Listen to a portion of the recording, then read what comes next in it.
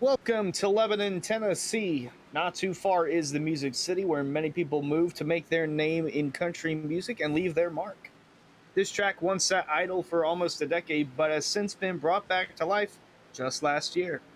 And over the years, this 1.33-mile concrete oval has had names like Franchitti, Canaan, Dixon, Hornaday, Bodine, Edwards, Harvick, Bush, and now Larson have left their mark at the Nashville Superspeedway.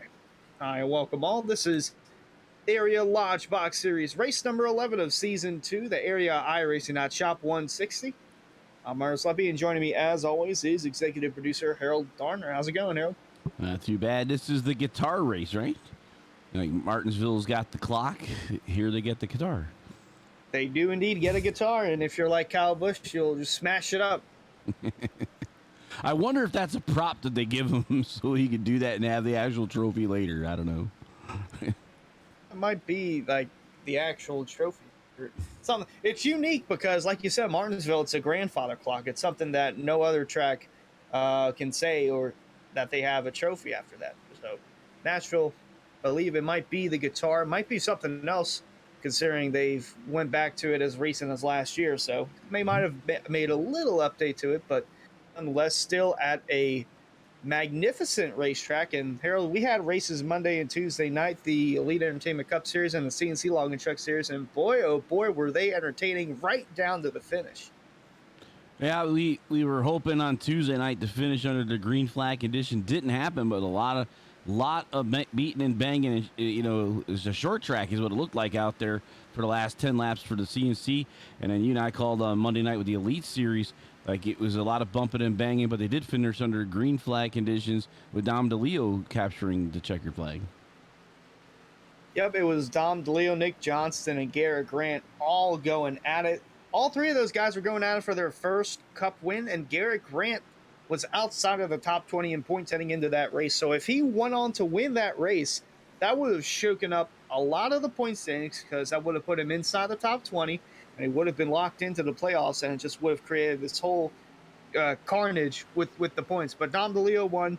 He was already basically locked in with his consistency this year in the Cup Series, but he laid back and let the two of Johnston and Grant go at it, and they both wound up going into the wall, and DeLeo just skewed right by on the bottom. And I gotta admit, Harold, it kind of felt like DeLeo's first win in area back in the ARCA Series when he made that move on James Shanewolf going into turn one at Michigan.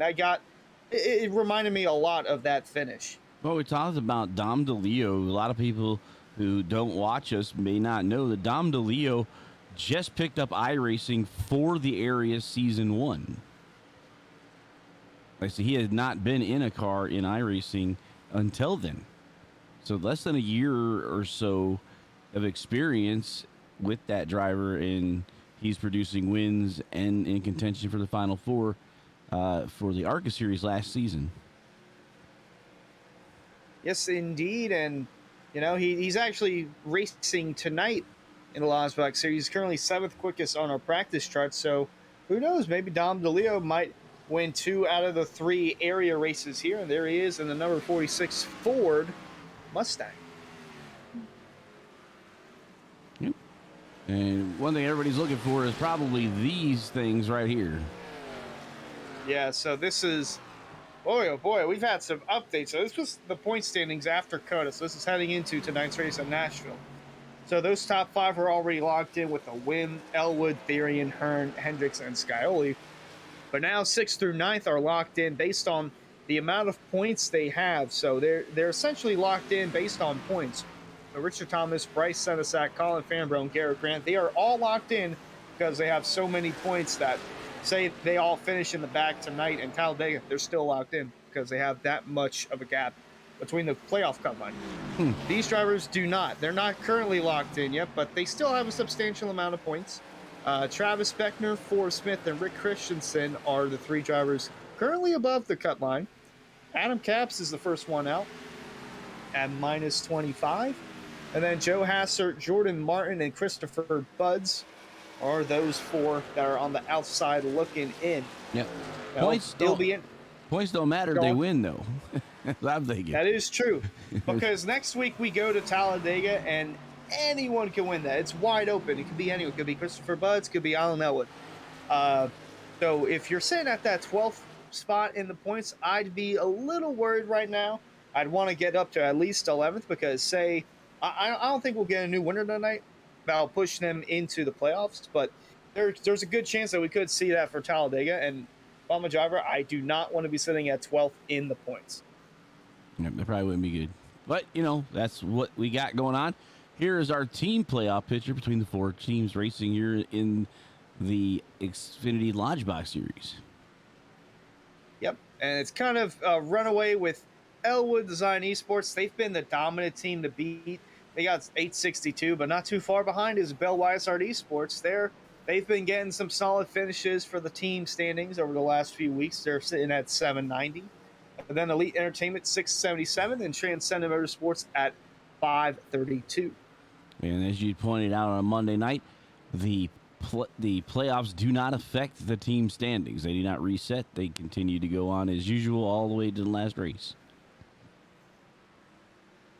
Yeah, and there's no team playoff standings. So if there were, these teams would already be in the Final Four because we only got 4 teams going at it for the top team at the end of Season 2 for the Lodgebox Series. And we've got a little less than 4 minutes remaining in practice. And, speaking of Cup drivers, David Weishart has made his way over to Nashville in the Lodgebox Series.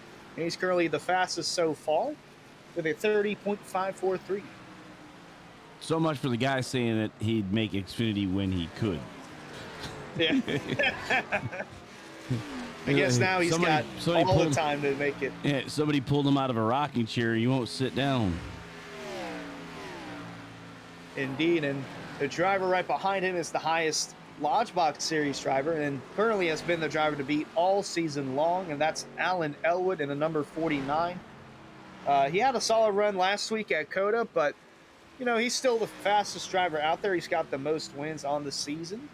He's got 3 wins so far, highest of any Lodgebox Series driver. And then this is the man who's still trying to find the right footing. He won at Phoenix earlier this year, but has yet to find victory lane since. It just seems like bad luck follows the 67 no matter where we go. Yep. So much for being the guy that had the most wins last season in the Xfinity Series. Including tonight, we still have 7, so it is possible, and he's only got 1. Elwood does have 3, like I said, the most in the Lodgebox Series, so that can always change. And who knows, maybe the next driver in practice, Shane Therian in the 38, he's currently 3rd quickest on the practice chart. He hasn't won since Daytona, but he's had solid speed along with the rest of his teammates over there at Elwood Design Esports, but they're only 3rd quickest in practice. Looking to keep an eye on him. We look to keep an eye on this driver right here. I believe that's the other teammate, Richard Thomas, in the 1. Yeah.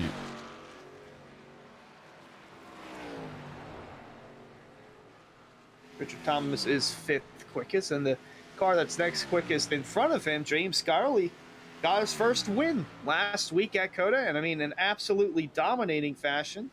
He led 26 of the 28 laps at COTA. Then the only 2 he didn't lead were because he went down pit road and pitted before the competition caution. And I guess he's still doing a little burnouts on pit road, celebrating that win from a week ago, but he still got solid speed. And he's a part of the Bell Weishart Esports group.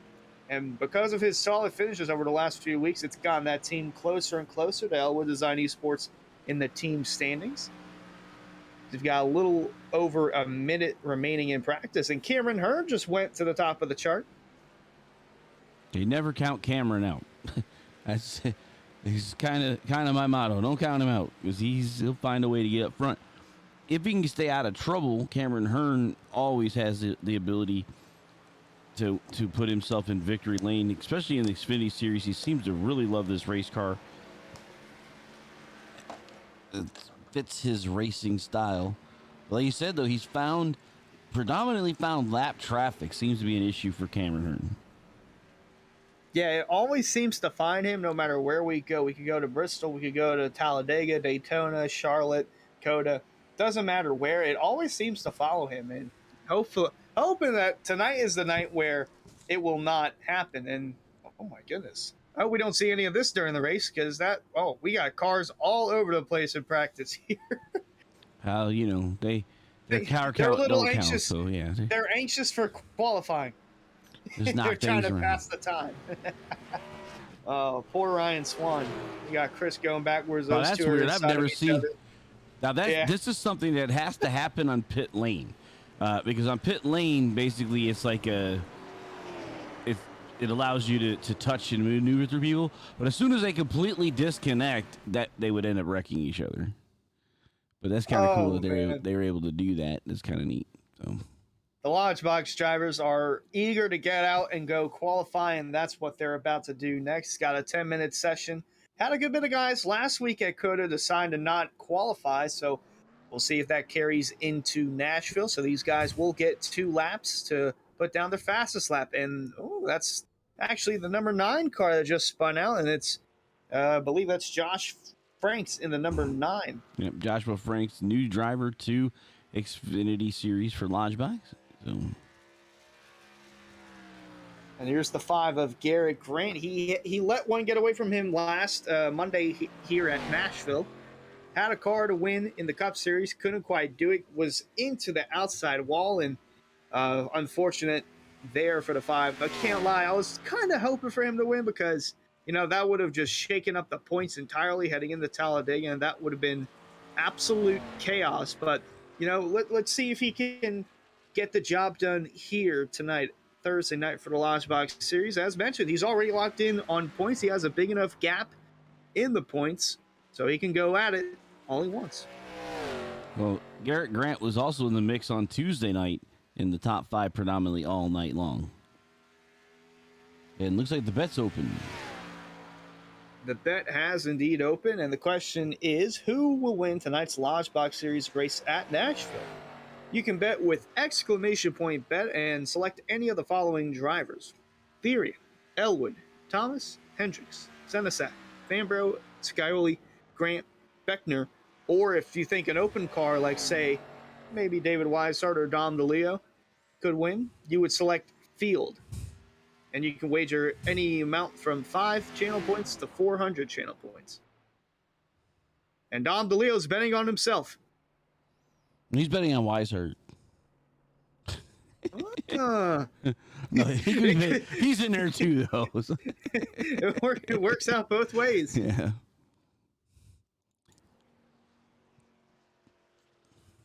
Boy, oh boy, looks like we got 2 bets on Shane Therian, and oddly enough, that's the car that I bet on. Oh, he said he's also betting on Cameron Hearn. Oh, Hearn's in there too? That is true. Hearn is not an Wow. option. He's listed under Field, so that's going to pay big dividends to whoever selects Field. And I already did that as well. Wendigo Studios putting the full 400 down. Jacob L. 49 Elwood. 49 on the number 49, who's currently P1 on the qualifying board. Yeah, Joshua Franks went out there. Looks like he's put his laps in, and it was a 31.681 is what we see for his best time. Puts him in the 12th spot. Looks like XR Network is trying to do the bet. Oh, he just fixed it. Oh, but he's only got 21 points. Yeah, he's like, you're new. You got to have the points. So you can bet all 21 though. Can do that. But Forrest Smith's got a new paint scheme. And keep it off the wall. Up, the boss will get upset. He kissed it. And the new paint scheme, don't like that. This is 6 of Andrew Santo. Loose off turn 4. Last 2 nights we've had, or last 2 afternoons we've been here, has been a very slick racetrack. So it looks like it's continuing to be that way. This is Bryce Senesac in the 09.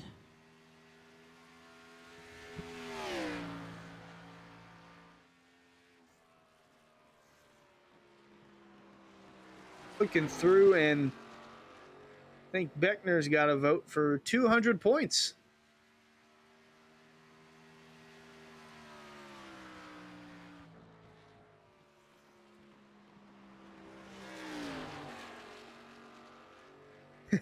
R.I.P. Forrest Smith, 7:58 p.m. Nosed it hard in the wall during qualifying. Oof. We saw Not a good him thing. kiss the wall there at the end of his qualifying run. He was able to get a time down a 31.865 would be what his qualifying time is. Only 21st quickest as the rest of the field qualifies. Dom DeLeo has put that number 46 car into the third spot with a 30.570. There he is. Making his way on the pit road, and here is the number 57 coming through and going down for his lap. Matthew Rodriguez, I believe that's the last lap he did. So he's currently, I believe, 14th quickest on the board.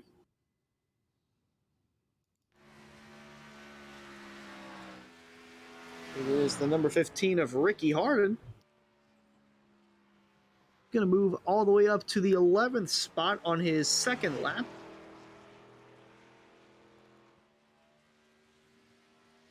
Someone to look out for, Cameron Hearn, getting out on his first lap here.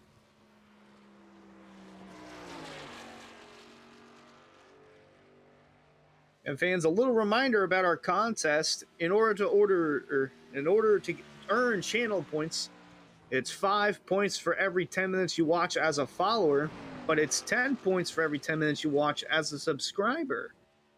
So if you want to earn those channel points, make sure you subscribe, because it's double the points that you'd get as a follower, and you'd earn them quicker too. Cameron Hearn fastest and then destroys the car. So luckily for Cameron Hearn, this isn't NASCAR rules where he'd be issued to the back for changing cars. Traditional Cameron Hearn. He goes quickest and puts in the wall. Oh, someone just trying to put their bet in on Hearn. So Cameron Hearn isn't listed in the bet, so he would be under the field as the pick. So it'd be exclamation point bet field and however many channel points you desire. Who knows? Maybe you could put your bet on Colin Fambro in the number 14. A few weeks back, he had a shot at winning at Rockingham.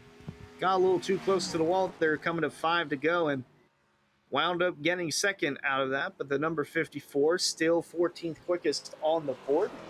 Don't count him out. He's one that can sneak up on you, kind of like Dom DeLeo did Monday night. And here's Chris Seinfeld in the 45.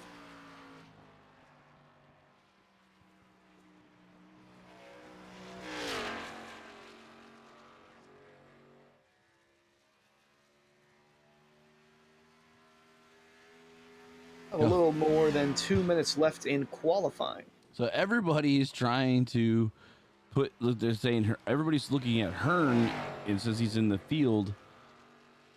So we've got Cameron. Cameron, was that Colby? I wonder if that's not Cameron Hearn. So, looks like it. I believe that was Josh Franks that just cheered 100 bits saying hyped for my first area race.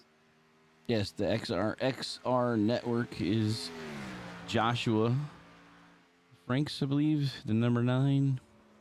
Indeed, in the number 9, because before, I think as soon as we went live, put in 9 bits in the chat saying number 9 for the number 9 Fox Factory Expert Racing Esports Chevy.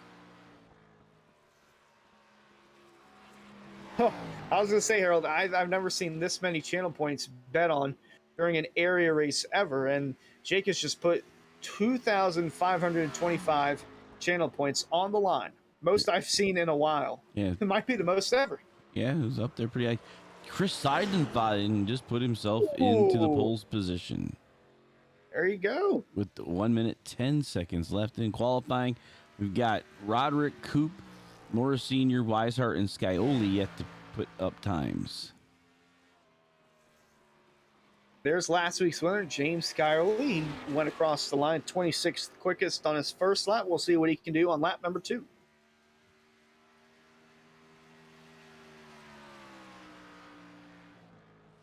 Another 400 has been put down, so the amount of channel points on the line is 2925, almost 3,000 channel points. Oh,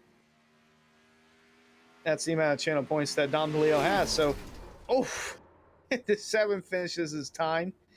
I don't think it counted though, because he might have Mm, nicked the wall coming out of turn 4. He had a issue out on his lap, will not count.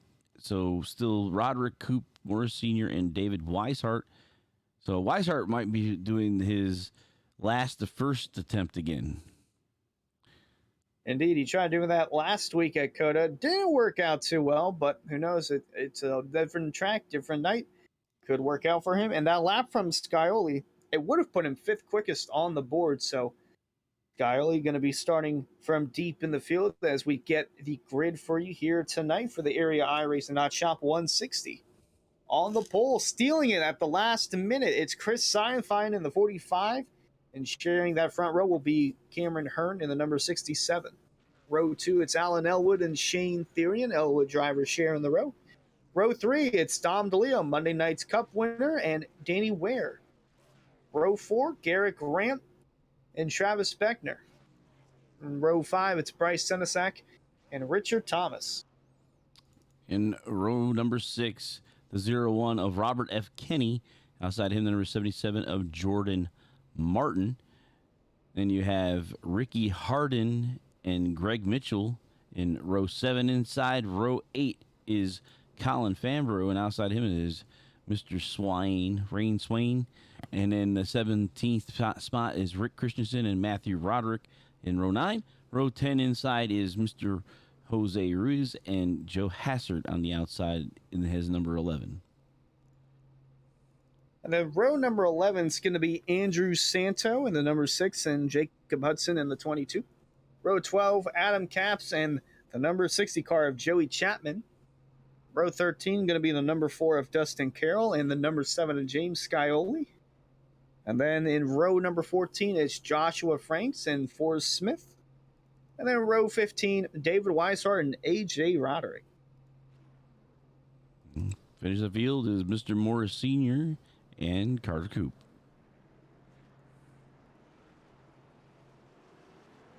All right. And I believe that's 32 cars in the field. I'm not sure why I see 33. 33. Someone must have been missing from that. Possibly. I'm not sure. Like you said, AJ Roderick showed up on my top 30 board, so I don't know what happened. Might have had one driver pop out somehow. Not sure.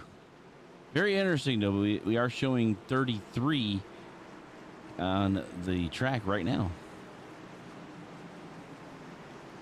Fans, make sure you get your picks in now, because as soon as the green flag flies, the bets come to a close. So make sure you get your last minute bets down now. And so the pace car will make the hard left turn onto pit road. It will be Chris Seinfeld on the inside, Cameron Hearn on the outside, leading the field to the green flag for 120 laps here at Nashville Super Speedway. And we're green.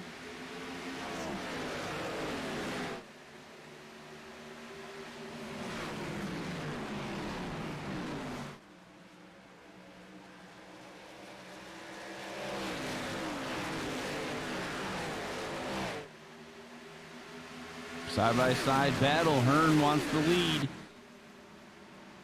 Gonna take it. So Seinfeld wins the pole, but will not lead the first lap. It'll be the 67 of Cameron Hearn. Elwood also around Seidenfeld. And Therian under on the attack on the outside as well.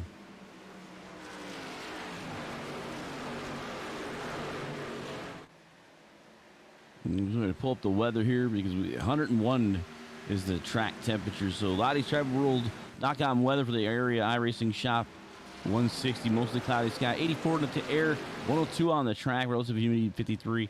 Winds are out of the northeast at 9 miles per hour. Going to be a slick, greasy track tonight. Yeah, it's been a slick, greasy track all week long, and Cameron Hearn is taking full advantage of that at the moment. And he loves it when the car is loose. Loose as fast as Cameron Hearn's motto. Well, to a certain point, then it's just wrecking loose. Yeah. We'll see a good bit of that throughout the night. Like Ed Morris Sr. is on pit lane already.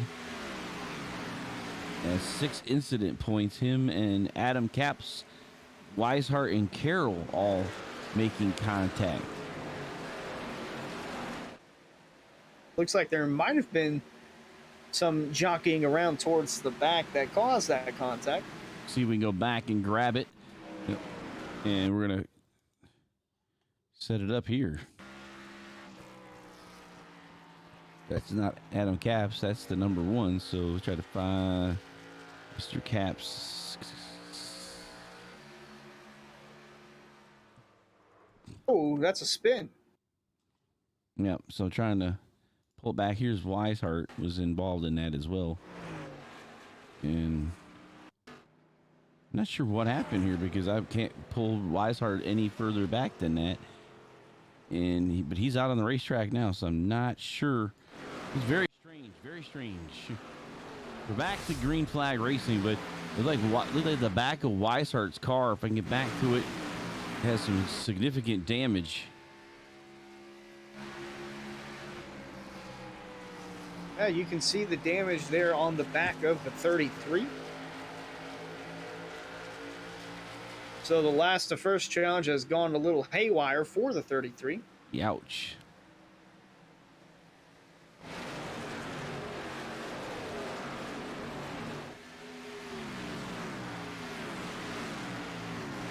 Oh,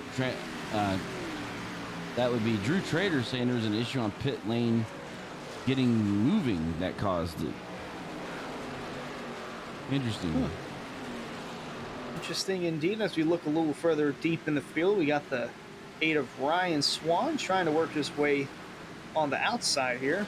Something we didn't really see Monday night for the Cup Series. It seemed like it was just a one-groove track on the bottom. You could make up ground on the top if you had fresher tires, but during the race, when the tires were even, you couldn't see anyone work their way through the outside. It was just get your car down on the bottom and hope it sticks. A lot of racing happening in this little section here, so we'll stay here. As Cameron Hearn is about 2/10 ahead of Alan Elwood.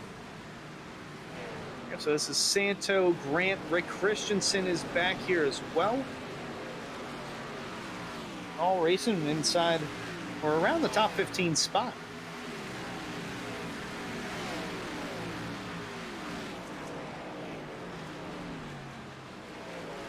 Down in the apron with that 11 of Hazard. Usually causes a big checkup when you get down there. So it looks like Alan Elwood is starting to catch up on our race leader here. About to come through and start lap number 10, the 49 of Elwood, continuing to close in on the 67 of Cameron Hearn.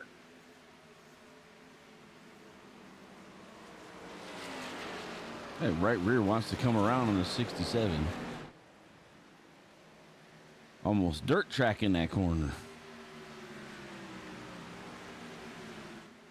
And the fuel window that we were looking at for these guys, because fuel was a slight concern for some on Monday because we had such a long green flag run. We had one caution early on lap 15, and then the rest of the race we went caution free. Fuel shouldn't be an issue depending on when you pit. We're seeing right around 62 to 67, or as Harold said, the sweet spot was lap 64 for these guys come down and pit. That's on a fuel run. So these guys, with that being over halfway, they'll have 2 extra sets of tires left in case we get any late race yellows. We might have some guys actually try to break this up in thirds and have the better tires, you know, but does that negate the second stop? So see what kind of gambling might be done. I know we're not in Vegas, we're in Nashville. And Harold, we saw on Monday night, there were only 15 lap difference on the regular tires and the newer tires for in the Cup Series when they had that lone yellow go back green, and it was a massive difference. So we'll see if that plays true tonight.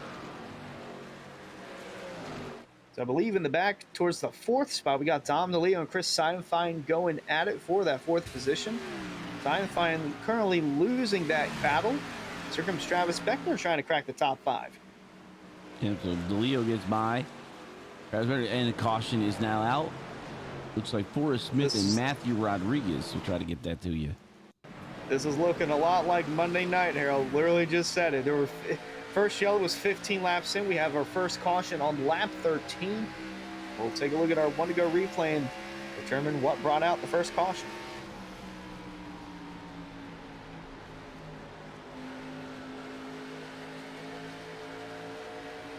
84, sideways there on the inside of the 57.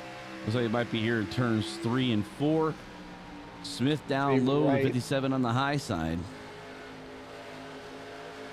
Forrest looks like he's getting loose coming up, and the 57's right there. Yeah, he was not clear is pretty much how that was working. Weisar was nearly a part of that.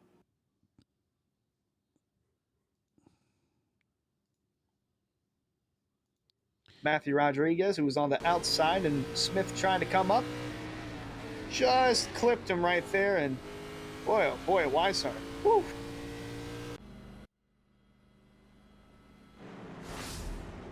That's the first caution of tonight's race.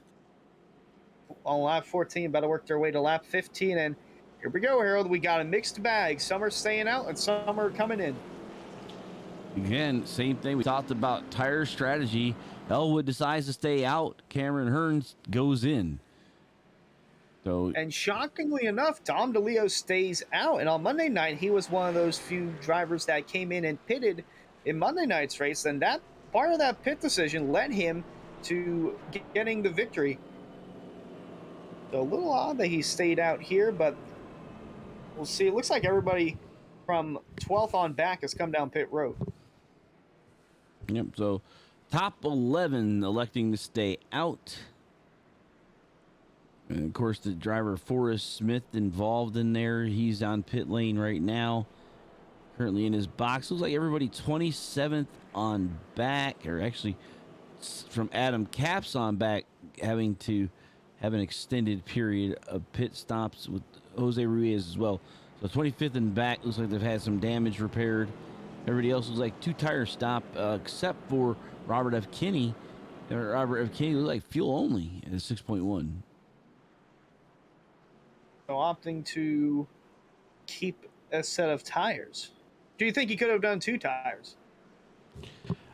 If I was going to give up track position and go in, I'm taking tires at least. So Kinney coming back down now, so could have been something with his box, maybe, not sure, but he's coming down again to 0-1. And Matthew Rodriguez also coming in this time. He might be coming back in to repair that car a little more, as we have a decent amount of yellow here between the first lap and the second lap, so he's opting to choose that extra time to come down and repair. Robert Kinney again coming down for a splash. So did Matthew Rodriguez. So interesting strategy for those 2 guys. That would be the 9 and the 0-1.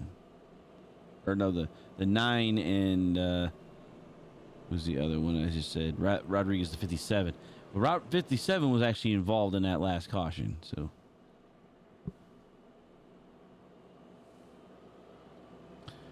But like you said, strategy is now all over the place with different thoughts from different crew chiefs, and it could make this thing interesting again. That's what we had Monday. We had different tire strategies throughout the field, and maybe a couple guys were on the same, but not many. There's like as many possible scenarios. I think they were all covered. From Jordan Martin on back to the 11th position is going to be the spot where we see the struggles of those that stayed out. Might see some tire spin here for those that stayed out. Good. I mean, that's always, with how hot the track is, could always be an issue. And interesting here, it looks like Alan Elwood has elected the outside to start us back up. Intriguing. I believe Monday night, and the only restart we had, the leader chose the bottom. I think it all depends. Like these D-shaped ovals, I kind of think it's an advantage to stay in the bottom. You get that off. You kind of just cut that corner because you're still in the bottom at the tri-oval, but then you can basically just gun it up to the top basically cutting off their nose and then taking the turn one there. Where if you're on the top, you got to be careful how you enter through the tri-oval, maintaining that lane off of the bottom. And so we'll see the field come to the restart for the first time tonight, presented by Elite Entertainment. We would like to thank Elite Entertainment for their support of the Elite Entertainment Cup Series this season in area. Be sure to check out Elite Entertainment on Facebook and book them to DJ your next event.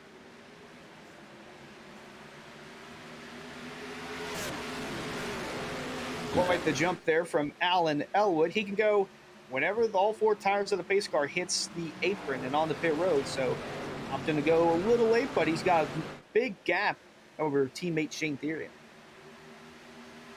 We saw that yesterday, or not yesterday, Tuesday night. Brad Slaughter, who as soon as the truck got off, was gone in one of the restarts. It was like a good 8-car length separation. Almost like caught people sleeping a little bit. And Jordan Martin trying to catch 46 of Dom DeLeo sleeping, taking over the 4th spot as Richard Thomas is now right on the outside of Dom DeLeo. Keep an eye on the 67 of Cameron Hearn because he's the highest driver in the field that did under that last caution. So this will be basically our understanding of the difference in old tires and new tires, because looking through, it's like I said, it's eerily similar to Monday night, the difference in tires. So we got 15 laps difference, the same exact number from Monday night. I find it interesting that Cameron decided this, because Cameron's issue all season has been getting involved in an incident with traffic, electing to put himself back in traffic. I mean, it wasn't that far back, but it's still traffic because older tires trying to take advantage of it. And right behind him, Travis Beckner. Whoa, Contacted Beckner Andrew Santo. He's going to slide and save the car. Dom DeLeo went up the track as well, but a good save by Andrew Santo, avoiding contact with the outside wall. And we're still green.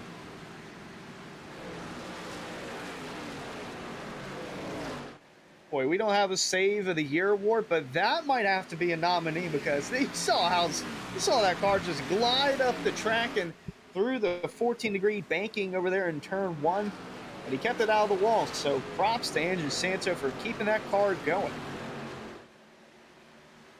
I was just about to say, look in the back with the number 28 of Travis Beckner, because he's also one that came down pit road and took new tires, but now the caution is back out. And we'll see on our Want to Go replay how this caution came out. It looks like it's Jacob Hudson there in the 22, really loose off turn 4 that time. Might have involved the 4 of Dustin Carroll, and it did. Into the wall goes Hudson, back across the field. Might have got the 57 involved. Yeah, that was the 57. Matthew Rodriguez was involved as well. But try to see if we can go back and see with Travis Beckner, go back a couple laps with Santo. Here we go. So there's the contact right there as we see Santo. Santo just came down on the 28 before entering the corner. Trying to get that car down on the bottom, and boy, what a save he does right here. Look at this. Right up. That's got to be a nominee for Save of the Year. That is impressive. So far, that's my nominee for Save of the Race. I know we don't have that, but man, still, what an impressive job from the number 6, keeping that car straight and staying green.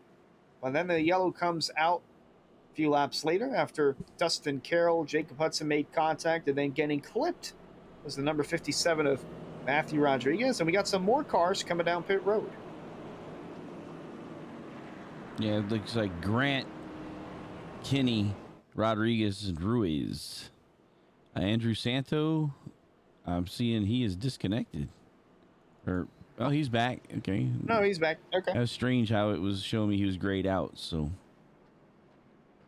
I was saying I'm looking down too, and I'm like, huh, I guess he had one save and decided to call it a night. Yep, that's all I'm doing. I don't need to do anymore. I need to have a change, not in tires. Wardrobe change. I was say, speaking of change, the when the '01 of Robert F. Kennedy came down pit road, you said that it looked like he might have done a splash and go and came back down to refuel the car once more. Hmm. I think he might have come down pit road and Done it put on again? some tires. I know he did it again. Yeah, 4.3. Still no tires yet for the '01. I didn't know if there was any second judgment in the call that he did, but had another quick yellow, decided to continue to stay with the strategy. Yep.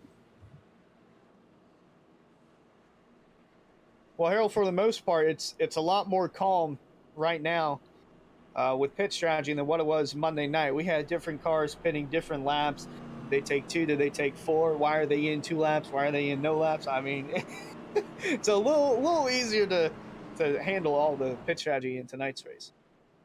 Well, yeah, they're not shocking us as much as they were on Monday. Like, here, take this curveball, figure this one out.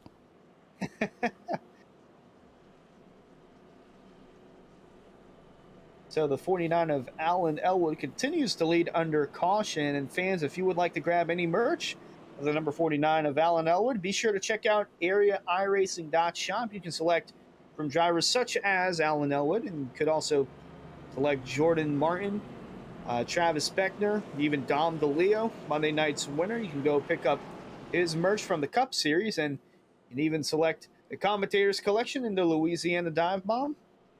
So make sure you folks head on over to areiiracing.shop, where you can select from t-shirts, hoodies, tank tops, sweatshirts, prop hoodies, pillows, stickers, and much more. Once again, that's areiiracing.shop. The lights are out on the pace car, and we're going to take the green flag next time by.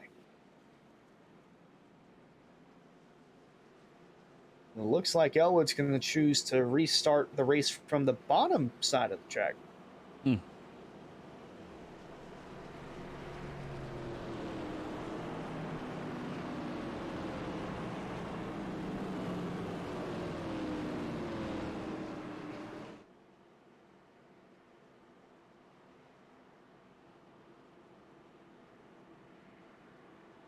So we had almost 3,000 channel points wagered on tonight's race, and I believe that might be the most ever for this league and for this Twitch channel. So I'm looking through. I would say about half of those points, if not more, are betting on the field, and by the field I mean Cameron Hearn. Hearn is going to restart back in the 5th spot. So the pace car will make its way down pit road once more. Alan Elwood going to restart on the bottom. Teammate Shane Therian on the outside. And here we go. Back green at Nashville.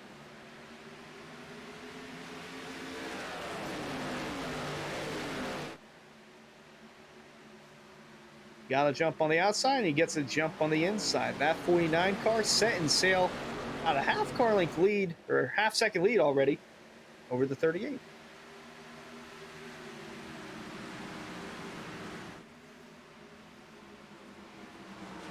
Jordan Martin, Danny Ware, door to door for the 3rd spot as they head off turn 4. Looking 3 wide, thought twice about it, was Cameron Hearn.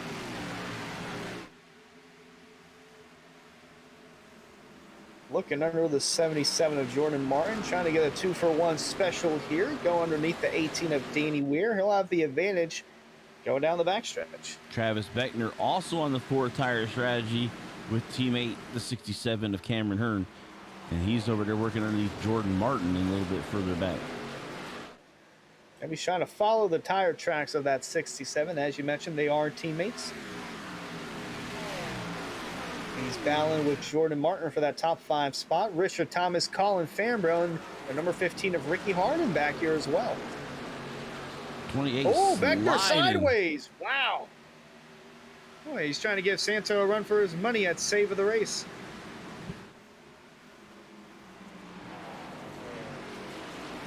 Cameron Hearn is driving away from 4th place Danny Ware. Had some smoke on the front stretch. Not sure if a car spun out or if that might be someone who is on pit road. Nonetheless, no yellow came out. We're still green here. Lap 30 of 120. That look, everybody's under speed. There's only one driver a little Might bit be off pace, and that's Robert Mr. F. Kinney. Kenny. Yeah. I'll say it might have been him. I don't know if we can take a quick look at it. Or want to go replay? I don't know if we can do that. Nope. We'll see. It might be from the 01 of Robert F. Kenny, and there it is. Sideways right there. Wow. Didn't completely spin, got sideways to the left and to the right, but kept the car going, and we are still green. Keeping busy with the replay center this afternoon. Yeah, a lot of action going on around Nashville. Now we got these 3 cars over here battling for lead, all in a bubble. Now, unlike Monday night, all 3 of these guys do have a win. 2 of these guys are teammates, and they're running 1-2. In the back, Danny Ware looking underneath Travis Beckner for the 4th spot. Boy, they were dead even before heading into turn 1. Beckner going to try and clear the 18 on the outside, and he will. We got a conga line former behind Beckner. All the way back to Bryce Senesac, where Ryan Swan is trying to stay in front of the car behind him. Cameron Hearn moving into second over Shane Therian.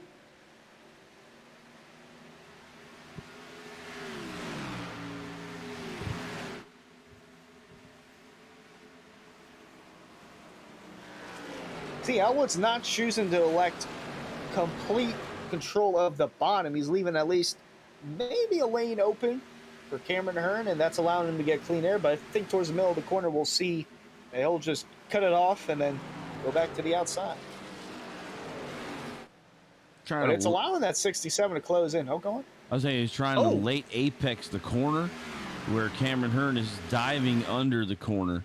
So you see the difference here. See how late the 49 hits that apex there at the very exit, where Cameron Hearn is pretty much, that low line or yellow lining all the way around the corner. But that's usually what the 49 is doing to save that right front tire. Cameron Hearn is now going to the lead after what you just said there. 49 trying to save that right front, and over there a lap ago, Beckner just clipped the outside wall. He's still keeping that car straight. Back here, conga line for 5th. Well, you got to go all the way back to, I think that's Ryan Swan. And the number 1 of Greg Mitchell. Oh, look who's right behind him, James Scioli. Trying to make his way inside the top 10. Could not get clean lap in qualifying.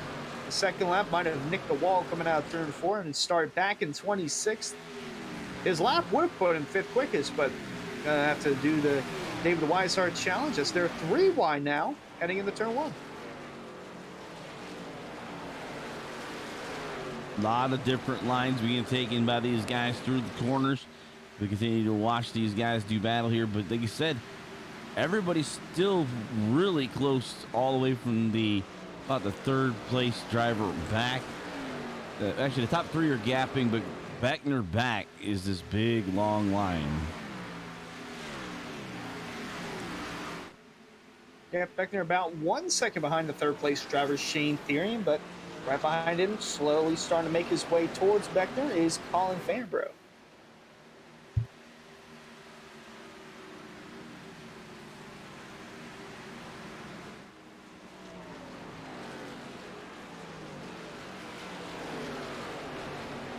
There's the 09 of Bryce Senesac, who's moved up into the 8th spot.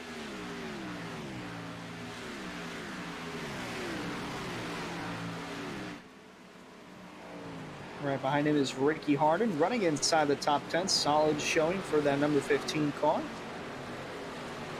Right behind one of those drivers trying to use the outside line is David Weishart, and there's one of his drivers for Bell Weishart Esports, James Scioli, trying to pass the 8 of Ryan Swan for the 14th spot, and he will do that with ease. Right behind those 2, we got Dom DeLeo going at it. The number 11 of Joe Hasser.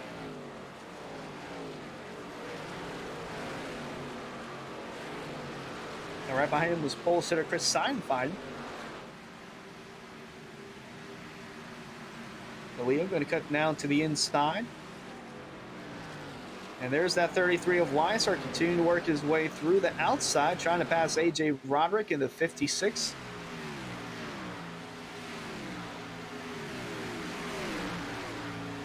So maybe damage on that back rear, but no damage to the engine for the 33. Well, that's always a good sign. Got the power he needs to get around AJ. Somebody coming down pit lane. Not Skyole. He's sign fine in the. Nope, not even sign fine. Fambro. Fambro, yes. My S is confused. I saw somebody coming down here. That was Joey Chapman in the 60. Yep, so the number 60 car is coming down pit road. Meanwhile, Cameron Hearn with a 8-car length advantage over Alan Elwood. And I don't believe Ed Morris will make a lap. I think he's stuck down pit road and might have disconnected for the night. I think Ed Morris did disconnect.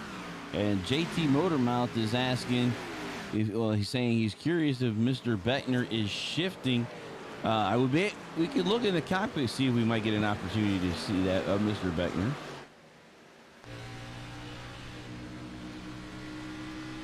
See here as he's down for the 4th spot.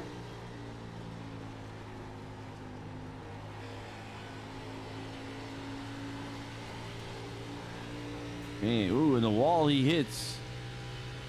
It's the wall again coming out of turn 4.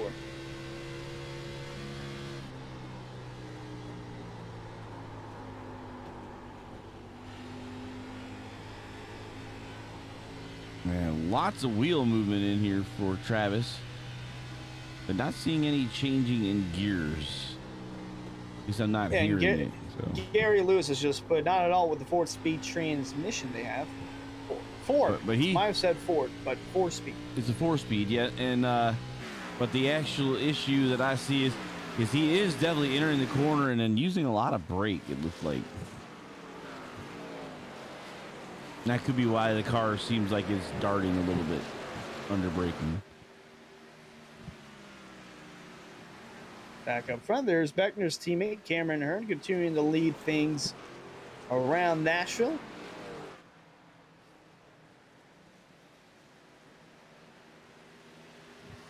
And right here, Danny Ware and Bryce Senesac sitting 6th and 7th. They are both making their way on the number 28 of Travis Beckner.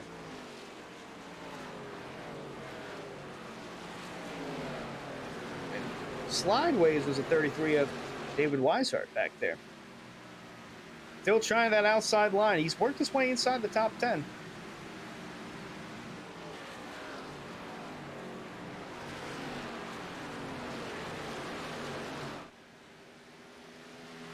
Boy, Beckner's car is loose coming out of 4. Mm-hmm.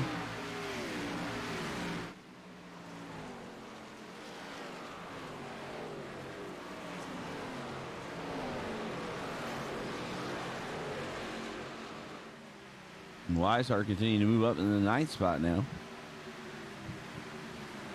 The 77 of Jordan Martin now has his eyes set on the number 1, Richard Thomas, and I believe we have a battle for the 5th spot. Beckner, Ware, and Senesac. So Beckner continuing to have handling issues with the number 28, and Danny Ware trying to take advantage of that. Oh, close. They slid up a little bit going through turn 1. Oh, that's gonna be close when they're door to door like that. You saw Beckner there move away from the wall, trying to avoid making contact with it. This is gonna be interesting in turn 4. Sideways again. Oh man, that 28 car might have to come down pit road. See on the corner axis, he's trying to keep that car out of the wall. When it's close side-by-side racing like that, could make contact with the car that's to the inside, but fortunately that did not happen with Danny Ware. He moves up to 5th, Senesac up to 6th. Meanwhile, right behind back there is David Weishart. Might have gone in a little too hot there underneath the 1 of Richard Thomas. Beckner might have bounced off the wall again, or got close to it. And there's the 7 of James Scioli. He's cracked the top 10. I believe he is the biggest mover of the race. He's moving up to 9th right now. Boy, that 7 car is on wheels. He's trying to make up for the qualifying time that was disallowed. Yeah. So Scioli 17 spots up, Weishart 19, AJ Roderick up 18. So several drivers in double digits moving forward.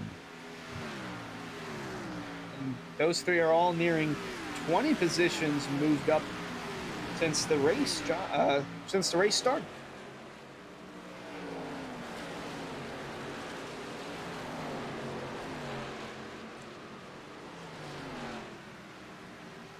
Ricky Harden in the 15 car. Got the 19 of Rick Christensen right behind him, trying to look for the 16th spot. Ooh. 15 of Harden sliding through that corner there. A lot of cars are sliding through. He's continuing to slide off turn 4.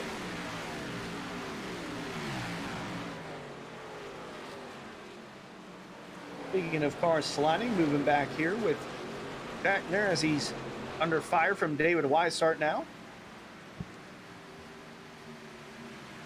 I think it's just a matter of time before one of these cars that are super loose, they're going to try and avoid hitting the wall. They're going to end up hitting the car below them. We're getting close to halfway here, where I think a lot of these drivers are going to come down looking for Elwood, Theory, and Ware, Thomas, and then a few other drivers. We'll start watching those guys at halfway. Not sure what the guys who have 15 lap better tires are going to do at that point. Indeed, we did only have one caution Monday night, and kind of went, I think, about 100 laps green to the finish. Truck series, we had late race yells. Oh, we got a spin right now.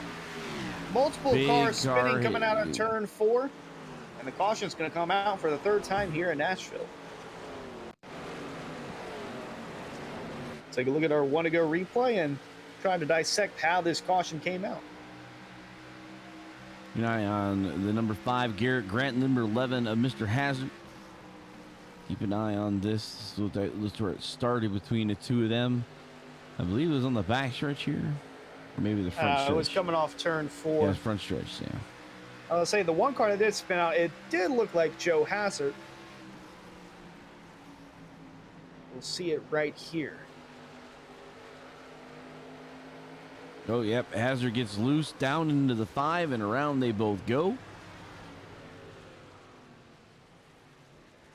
I believe I said it like maybe within a lap or two of this happening that, we're going to see these cars get loose, and eventually they're going to make contact with a car that's inside of them, and that's exactly what we just saw.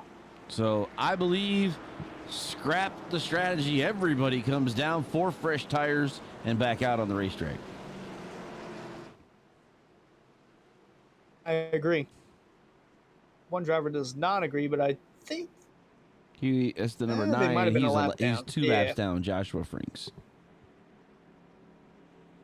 And it looks like the 4 of Dustin Carroll is actually going to get the free pass, so maybe Josh Frank's trying to get the wave around. But we'll see right here. This could be the race for the win off pit road.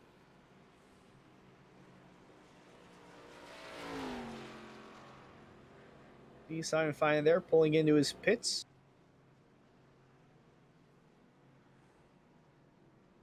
Under caution for the 3rd time here in Nashville, and race off pit road, and it looks like Cameron Hearn's going to win that, with Elwood, Fambro, Therian, and Danny Ware running out the top 5.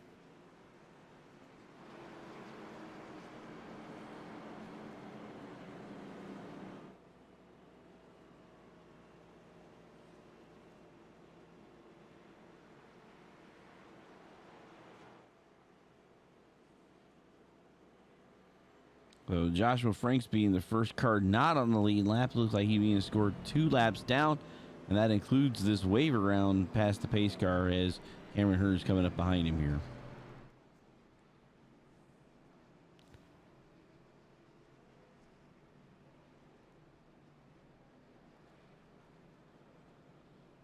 All right, number 11 is being scored for the fault of that, as we kind of pretty much ascertained by watching that.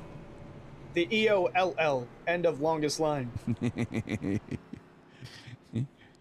Yeah, end of line, end of longest line. But yeah.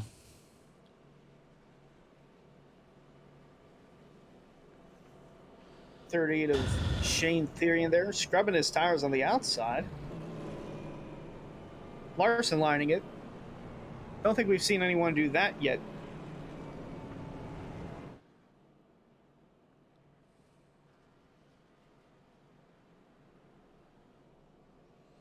So everybody resets the stint. The only car not electing for pit cycle this time was Joshua Franks, who's on 22 lap tires. But he'll be in the back because he'll get a wave around the pace car here once we get the one to go signal. And one of the drivers who was glad that caution came out, as Andrew Dirt mentioned, Travis Beckner needs some Mr. Feelgoods, and he did get that. Some fresh tires. They'll have some grip there for the 28 when we come back to the green. Next time by, it looks like the I heard lights an will engine go out. go. Uh-oh. Someone's engine might have went kablooey. I heard kaboom. I'm trying to see if one of these guys maybe on pit lane, because I sure heard Huh. By the way, there goes the 9 of Joshua Franks. Ryan Swan and Garrett Grant in. Don't think any of their engines went. Not the 5. Don't think the 8s went either. It was very interesting. I could definitely hear it.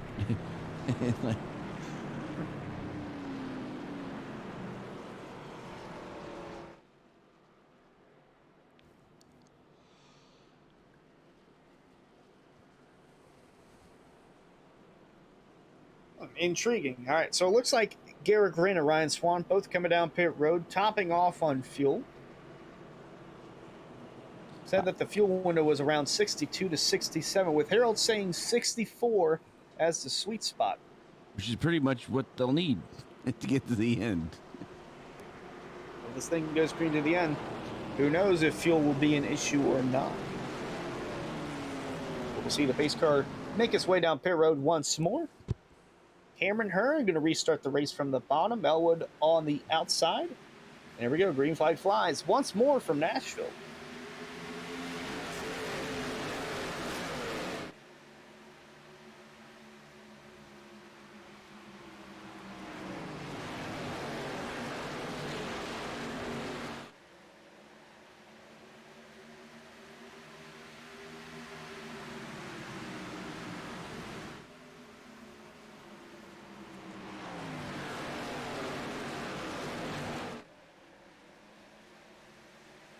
Aaron going to continue to lead. Meanwhile, in third, Colin Fambro looking underneath of Shane Theron for that position.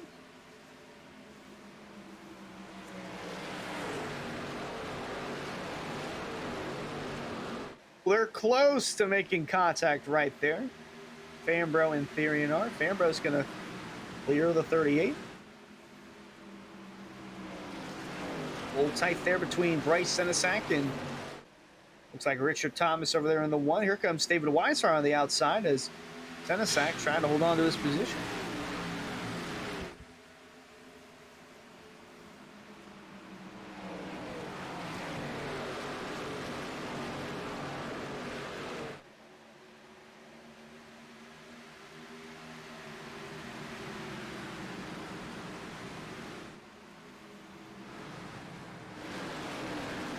Further back in the field is Matthew Rodriguez and Travis Beckner. Oh, and we might have a switch for the lead up front. Alan Elwood seems to have taken control of the lead over Cameron Hearn. Right as we cross into the halfway portion of tonight's race. You know what that means? We'll get our top 10 rundown presented by Swift Lifestyles. Fans, be sure to visit our sponsor, Swift Lifestyles, for clean supplements that can help improve your focus and gaming. You can use the discount code on your screen, AREA iRacing, AREA iRacing, for 15% off your entire order. We would like to thank Swift Lifestyles for their continuous support of the Swift Lifestyle Top 10 Rundown. And Alan Elwood is the first driver in this top 10. Just took over as race leader over Cameron Earn. He's led 21 laps so far. That 49 car has been tough to beat all year long, and we'll see if he can get it done once more, trying to get his fourth win on the season. And we got next driver behind him who was at the top of the world last year for the Lodgebox Series and has only won once, and that lone victory came back at Phoenix. So Cameron Hearn, he's led the most laps up until this point. Well, for right now, he's led 39 of the 62 laps that we've completed here, and he's trying to pick up win number 2. Meanwhile, back here for third, for now it's Shane Therian. Talking about a driver who has yet to win since the beginning of the season. He won at Daytona. He's shown solid speed, but that 38 has yet to find a victory lane once more. And there's Colin Fambrough just trying to get a win this season. And the number 54 had a solid run at Rockingham and still has some pretty fast speed underneath that 54. So we'll see what the rest of the race brings him. Richard Thomas is another driver who has yet to win. In fact, he's the only driver from Elwood Design Esports without a win this year, giving a little bump there to Fambrough. But he's always had the speed. So he's inside the top 5, and here's a driver who has stolen a win from Fambrough in the Lodgebox Series. David Weishart, he won at Rockingham, and even with all that damage on the bumper, it's still not affecting the front of that 33. In the 7th spot is the number 7 and last week's winner, James Scioli, dominated at COTA. And he's looking to carry this momentum into the playoffs as we have tonight's race and next week at Talladega. That'll be the end of the regular season and the beginning of the playoffs. Danny Ware, the 18, he's been inside the top 10 for a good portion of the race. He's always been around that car right behind him, Bryce Senesac in the 09. Those two similar paint schemes in color, black, lime green, and white. And like I said, those two have been basically stuck to each other. They're running 8th and 9th at the moment. And then in the 10th spot, we got Jordan Martin trying to hold off AJ Roderick for the moment, but Jordan Martin in the new number 77 car. Running solid. He's been inside the top 10 for the majority of the night. He could still race his way into the playoffs, Harold. We got tonight and, as mentioned, Talladega. And that was your top 10 rundown presented by Swift Lifestyles.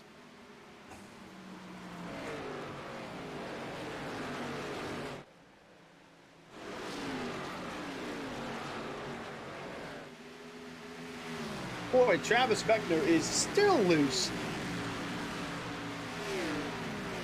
Tim and Carter Coupe. And right around the 18th and 19th position. A little further up front. Saw this. Oh, almost contact there. Swerving is the 56th of AJ Roderick. Trying to steal that top 10 away from Jordan Martin. Right behind him is Greg Mitchell making his first area start in the Lodgebox Series.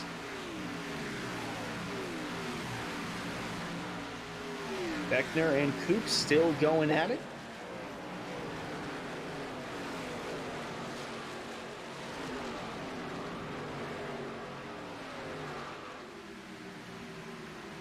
Beckner will take away the 18th spot for the moment.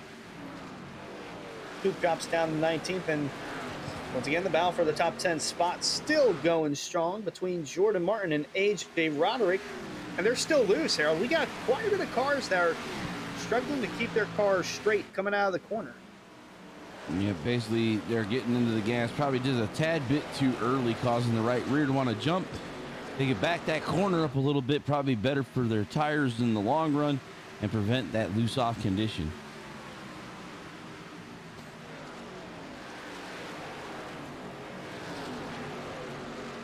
Oh, Darrell Walter talked about. I was gonna say Darrell Walter talked about the egg underneath that throttle. They might need to start working that technique a little bit. Can't mash it, cause the egg to go splat.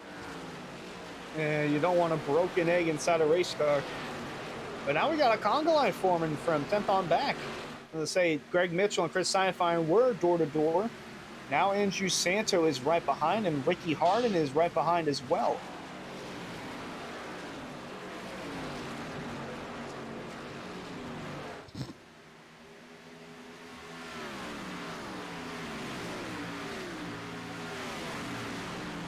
Here's Garrett Grant. Oh, we're going to switch it back over here to Andrew Santo in the 6. I gotta say, Santo is having a solid run tonight. Inside the top 15 for a good portion of the race. Keeping the 15 of Ricky Harden at bay. Trying to. Oh, even he's trying to control that car. He might have tapped the wall there. Coming out of turn 4.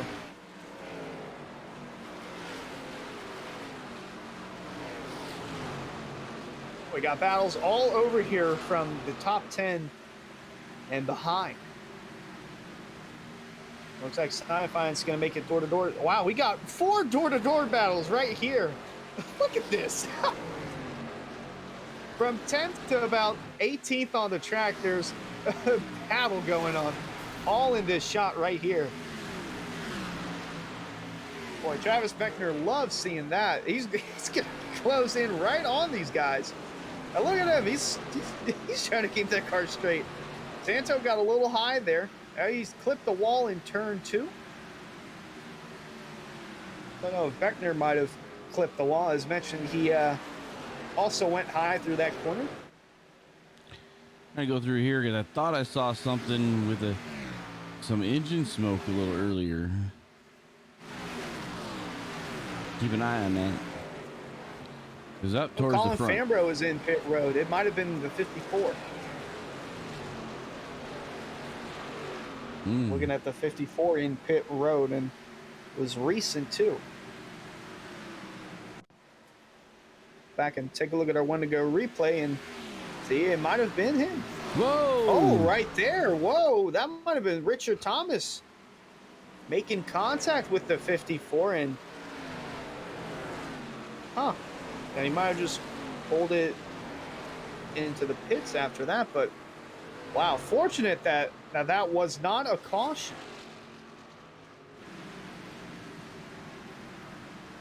And there it went. There, that smoke you saw coming through turn 2. There's a wild moment there. A very distinctive sound if you're listening with headphones.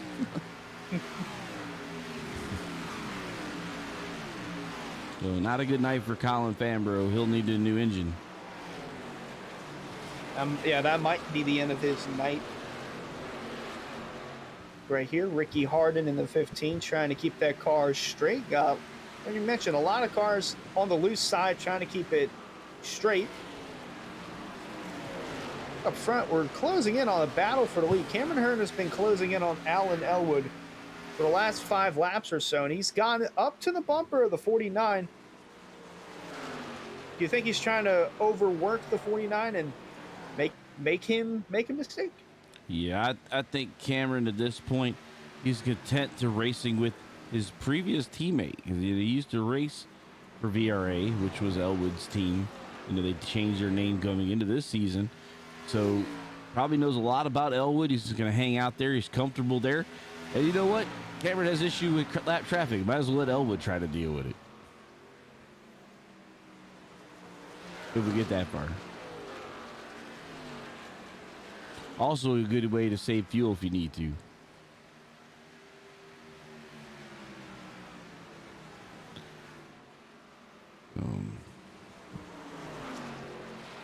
Looks like this battle is starting to subside for the moment. David Weishart is in pit lane, and extensive time for David Weishart. Yeah, we'll have to see, because Josh Franks is in front of him, and Josh Franks is 2 laps down. Trying to get to that with David Weishart. We're going to look at that 33 here. Oh, you just pulled down low. Yeah, well, he's got more damage now. So something happened between Mr. Weishart. I see it on lap 74. We'll go back to 74. We're backing up here to Weishart. And ooh, there's the number 1, and that's Fambro. That was the issue we saw earlier. And then the 1 comes back down into the 33. Oh, right into the 33. So the number 1's 2-for-1 special, taking out 2 guys. And those were the two that were going at it for the win at Rockingham, Weishart and Fambro. They both picked up significant amount of damage from that, it seems like, and I don't think the 33 picked up anything else after that. No, I believe that's it.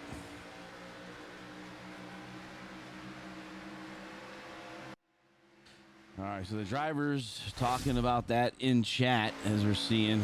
We'll go back to the race leader here.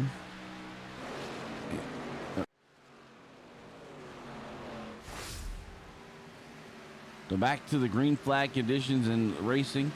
But yes, Colin Fambro and David Weishart both not happy with the racing of Richard Thomas in the number 1 machine and voiced their concerns over the radio. But we continue to stay green and we're under 40 laps to go. That's one thing we were talking about, is if we could have a radioactive, because boy, oh boy, that would be interesting if we had that. Man, a lot of tempers flaring in these races. Well, as we were talking about it on Monday night, this super speedway races like a short track. And short track is notorious for tempers. Absolutely, and it's called Nashville Super Speedway to differentiate itself from the Nashville Fairgrounds Speedway. So to differentiate that, but it's got speeds that are fast, like a 1.5 miles, and it's got tight corners like a short track. It really doesn't feel like it until you actually go through, because it's tight 14-degree banking, and it's, like I mentioned, it's a concrete track, the largest concrete track that we go to, because Bristol, the half-mile, Dover is exactly a mile, and then Nashville Super Speedway 1.33 miles. So it has the characteristics of a short track while being essentially super speedway. But basically, there was a day like Darlington, the 1 miles were the super speedways back in the day, but now we've moved up past that to 1.5s. And then the true super speedways, of course, Talladega and Darlington, or not Darlington, Daytona. But the reason I say this is a short track, look how close the cars are together. Even at Dover, which is a smaller racetrack, you get a lot more separation and time for the driver to kind of just let the car ride, and they're not under attack every 5 seconds. Every time here, these guys have been running side by side for lap upon lap upon lap. And speaking of attack, we just saw on the leaderboard a moment ago, Cameron Hearn has taken over as race leader, and he's got the 49 all over his bumper. Talk about attack. Elwood trying to attack the 67 and reclaim the lead. And he's looking underneath him there. Oh, close. They're getting looser and looser. And he gets him, but can Cameron cross him over? Into. Oh, it's going to be tight. He might have a nose down here. The drag race going into 1. He has the inside position here. This is our battle for the lead presented by CNC Logging. We'd like to thank CNC Logging for their support of the CNC Logging Truck Series this season in area. Located in Boiling Springs, South Carolina, CNC Logging is your place to go for any of your logging needs. Got wood? Big or small, summer or fall, we'll cut your log, guaranteed. And the CNC Logging 67 of Cameron Hearn trying to get back in front of Alan Elwood, who has taken over once more as race leader.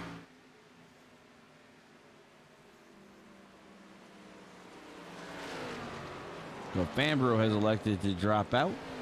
David Weishart's changing an engine. But right now, if I'm not mistaken, Elwood was a player, a named player in tonight's bet, and Cameron Hearn was part of the field. Yep, Hearn was listed as the field, and Elwood was listed as one of the drivers that they can elect. Therian and Scioli and Ware, right? Therian, Scioli. I'm trying to see if Danny Ware was in one of the picks. He might have been listed under field as well. Yep, okay. Listed under field. Okay. So 1, 3, 4 are all named drivers, and the other two, Cameron Hearn and Danny Weir, were part of the field. Indeed. All right, 30 to go. You know, speaking of the Elwood guys, Elwood is running first, and third place is Shane Therian. Therian has stayed within 1 second of second place Cameron Hearn, or whether it's second place Alan Elwood. He has not drifted back like some of the other cars in the field have. And in fact, he's got the 7 of Scioli closing in on him, looking to take over the third spot, although Cameron Hearn is much closer to the 49 of Alan Elwood. Travis Beckner coming down pit lane.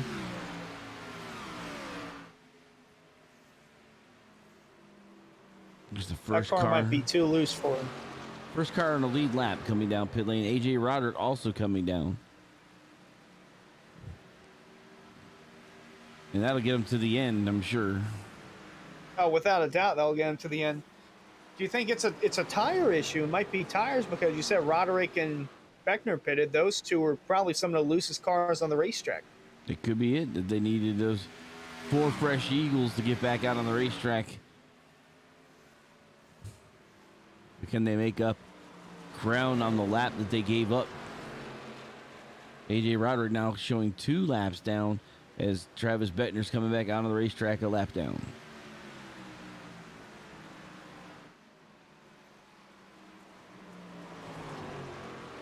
Laps continuing to dwindle here with less than 30 to go from Nashville.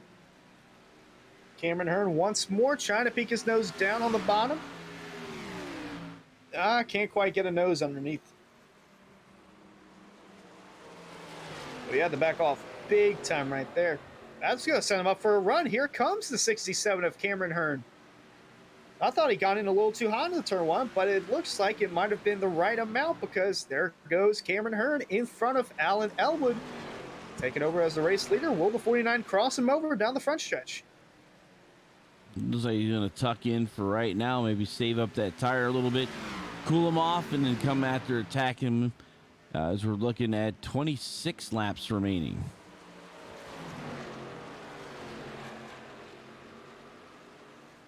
In the top 4, we got Elite Entertainment, Alan Elwood, and then Bell Weishart Esports as the teams running inside the top 4. And obviously, in this case, Elwood Design Esports would claim the most team points in this race because it is the top 2 drivers in the finishing order for the team. So first and second would be the maximum amount of points you can get. And I believe this team has done that 3 or 4 times this year. So at 25 to go, Hearn and Elwood about a second ahead of Therian. Gonna look through the field, see what else we got going on. Look at Matthew Rodriguez and Jose Ruiz here, the 57 and the 23 car. Yeah, Matthew Rodriguez has had quite a night. He's been involved in 2 of the yellows that we've had, and he's inside the top 15, running in the 14th spot. A solid recovery for that number 57 car. And the car in front of him, Jose Ruiz, running 13th as well. He's always been a solid driver since he came into the Lodgebox series. Really hasn't been in too many cautions, just running his race and slowly working his way up through the field. And who knows, maybe he could get that 23 car inside the top 10. He went for a pass there and look further back now. Or up front, I should say, the battle for third. Scioli on the inside. Therian on the bottom. Going to try and cross him over here is the 38 of Therian, but I don't think he's going to have a big enough momentum push to do that.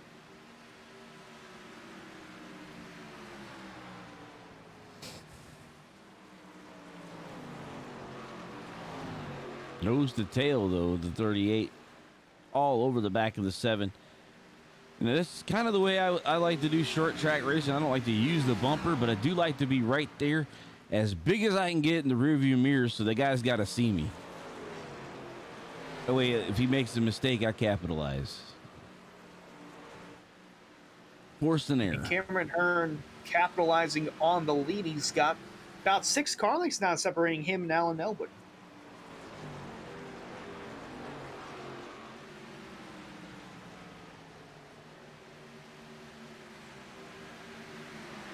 Here's Ricky Hardin, Jose Ruiz, and Matthew Rodriguez all battling for position as here comes Travis Beckner on the newer tires. Quickly through this group here as we got a battle for the 12th spot. And Beckner trying to get around this battle. He was one of the few cars that has come down pit road during the green flag and flag is on rails.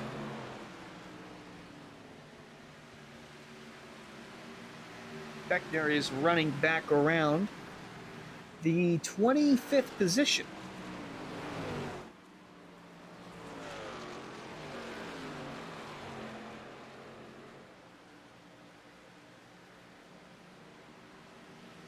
He's got about 14 seconds he's got to make up to get back on the lead lap. And his last lap was a 31.2. His teammate leading at 31.9. So he's making about a half a second a lap. It means he needs 60 laps. Not that many left. Yep, the laps are dwindling now. The gap between the 49 and the 7 is dwindling as well. Scioli catching up with the 49 of Alan Elwood.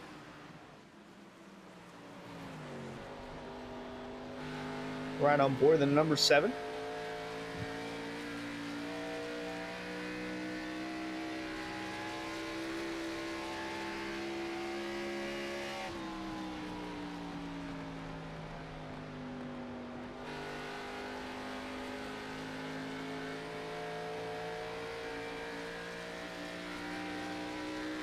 Harold, I gotta wonder because Elwood and Therian at the same time, it seems like they backed off a little more than what they originally were doing and let the cars in front of them go. Do you think they're preserving that tire for that right front for possibly the last 15 laps or so of the run?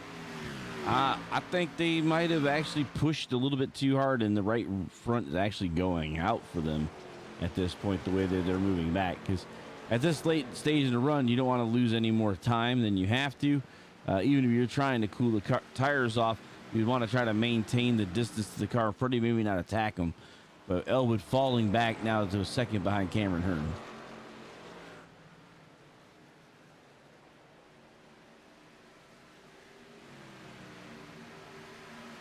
Back here is for Smith and Carter Coupe. They're door to door in turn 3 and now rounding out of turn number 4. This is the battle for around the 19th spot. So both these cars running inside the top 20.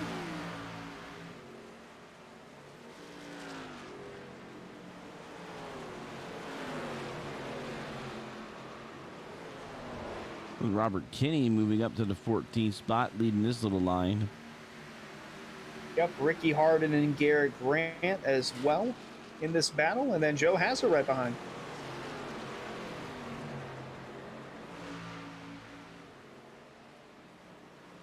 There's the two that can't get away from each other. Danny Ware and Bryce Senesac, both drivers battling for that top 5 spot.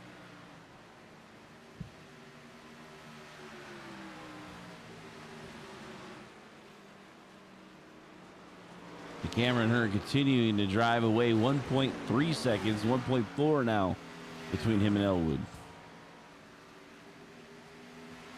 And like you said, Shane Therian was second behind Cameron, now a good 3.5 seconds back. I think they're right front screaming at this point. They're looking for a late race caution so they can get it another set of 4 and get back to putting the laps that they can do, blister those tires up with only about 13 laps left tonight.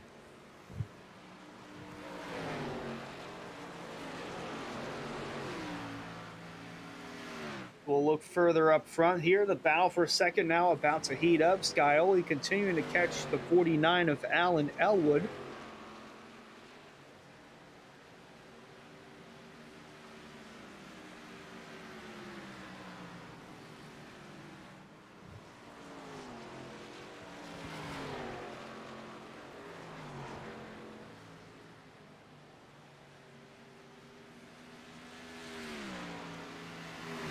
Weishart still on pit lane looking for a new engine in the 33. He may be able to get back out towards the end of this as we're approaching that 10 to go mark.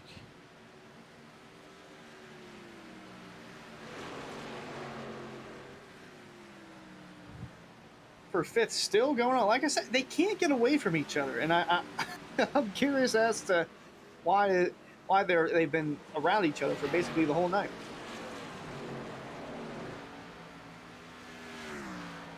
Oh, a little loose there was Ware on the outside, sent us out below, and here comes Travis Speckner on the newer tires.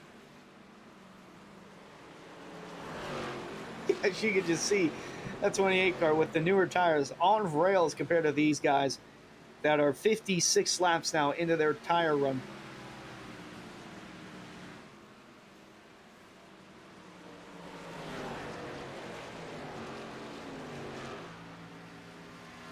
You know what, Harold? You know, the Elwood cars might have been backing off to potentially save a little bit of fuel. Because we were pushing around. We were pushing around that fuel window of 62 to 67. You said the sweet spot was 64. These guys might be going to lap 65 on their fuel run here. Yeah, under 10. We got 10 to go here. I would have thought I would have heard Cameron Hearn clutching it by now. I mean, we keep an eye on him. He's really good at knowing what he needs for his fuel. Don't think that's the case. I think it really was about that the right front was out. We'll be able to talk to Elwood, most likely with the podium finish, and we'll be able to ask him that question.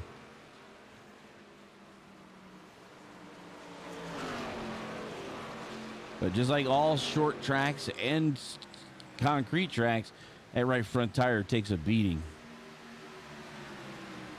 It does indeed take a beating, and it might be because of that right front tire as well, but I'm also wondering if they're thinking about it from fuel. We'll have to keep an eye on that as we're 8 laps to go here.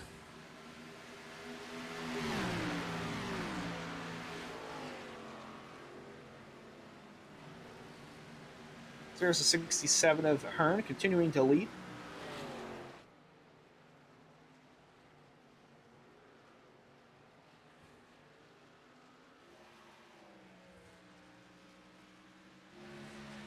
Hearn has been oh so close to winning another race this season. Mentioned that he has only won at Phoenix, which was race number 2 in the Lodgebox series, and we're here at race 11.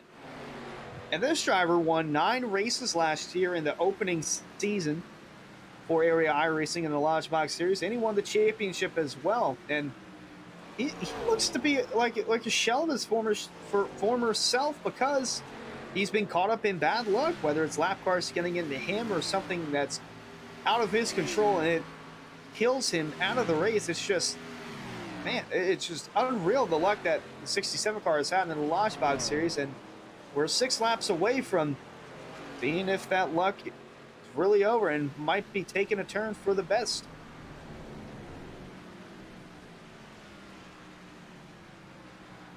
This guy, no, he did not pit. He's blinking in and out. Skyoli is blinking. Oh, it's a little shocking. I thought he's pitting, but no, the 7 is blinking in and out as the 67 crosses the stripe, signaling 5 laps to go in tonight's Area I Racing at Shop 160.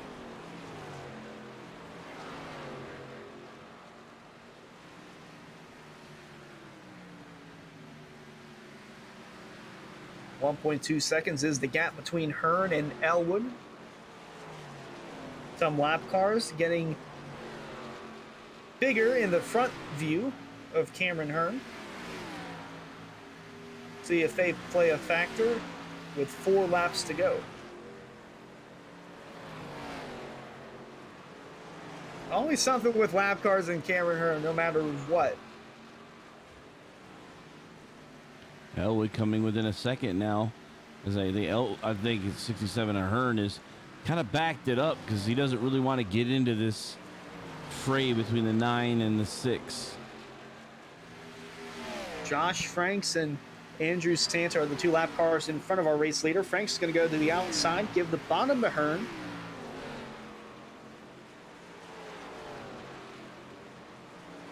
And Hearn has had a run-in earlier this year with Andrew Santo.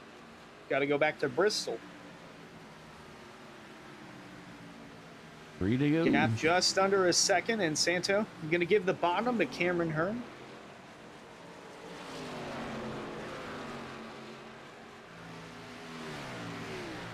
Hearn got a little loose there coming out of turn 4. Going to see 2 laps to go now. Here comes Elwood and Scioli. Yeah, he's looking. They are picking it up.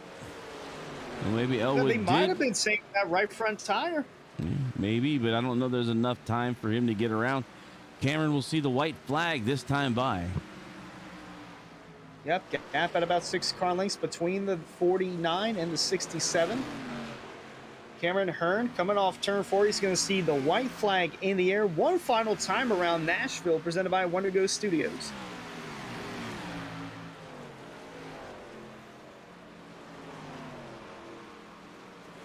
Ioli and Elwood trying to catch Cameron Hearn. It might be too little too late. Got some smoke coming down the backstretch. So that gap continuing to go up. Lap car staying out of the way. We got Joe Hassert on the inside as well. And coming off turn 4, Cameron Hearn's going to see the checkered flag. The bad luck is over. Cameron Hearn wins at Nashville.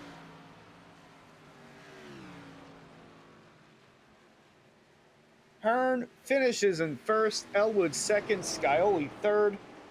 Those are your podium drivers, and for the first time since Phoenix, Cameron Hearn has won in the Lodgebox series.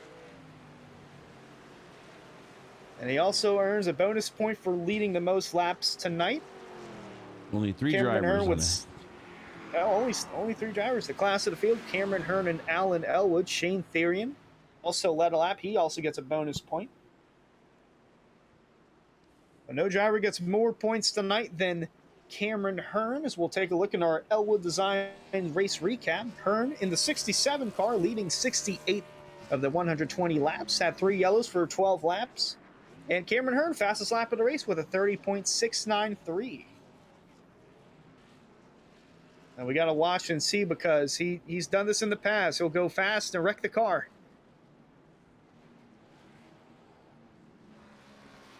I think he's doing that just yet. I think he might wait till turn 1 and 2. Something that Hearn loves to do after winning these races. Just go berserk. And there he goes. He's going berserk.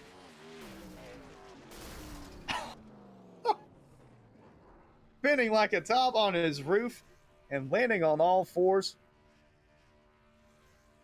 Go ahead and bring him up. AMR safety team here, Cameron. Are you okay?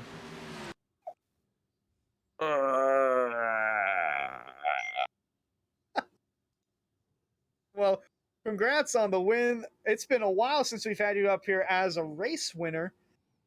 Take us through what the last portion of the race was like, because we determined that it might go to the distance with fuel. Didn't know if fuel was a concern, was right around that window. How did the car handle, though, towards the end? Saw you getting some lap traffic there and saw the 2 cars behind closing in, but you held out and took home the checkered.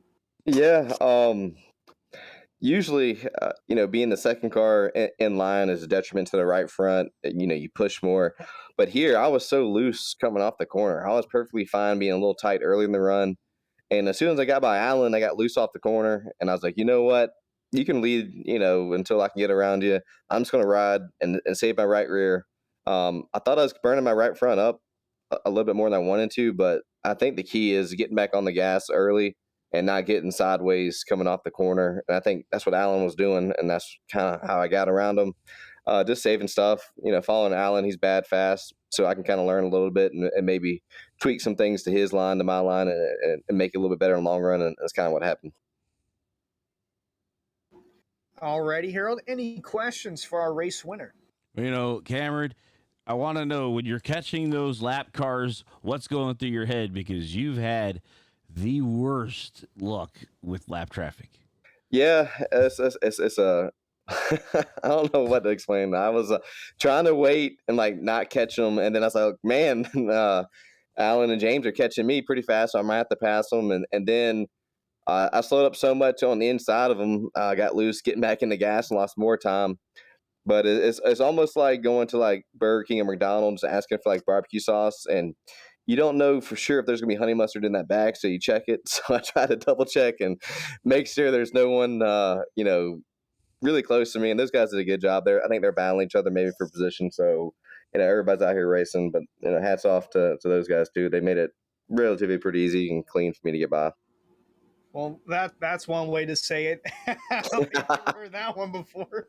But nonetheless, you led the most laps. You got your second win of the year, first since Phoenix. Are there any shout outs you would like to give out before you go? Yeah, thanks CNC Logging guys for the broadcast area.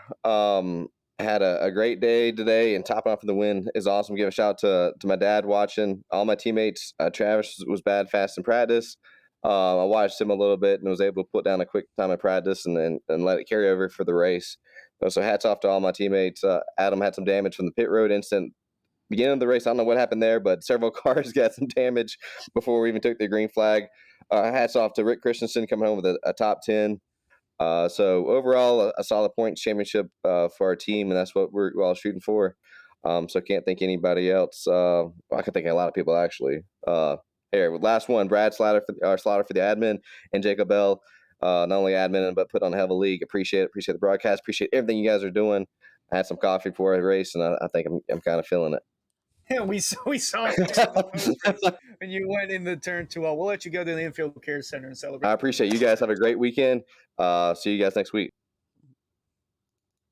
All right, that was Cameron Hearn. A little little interesting that one was. And now we'll bring up our second place finisher who did not wreck the car after the checkered flag flew. That's Alan Elwood. Hunter and Harold in the booth. Got a copy? I do, and I did not have coffee. Well, Alan Elwood, he's the guy that owns the car. I think guys that own the car don't like wrecking the cars. They know how much they cost.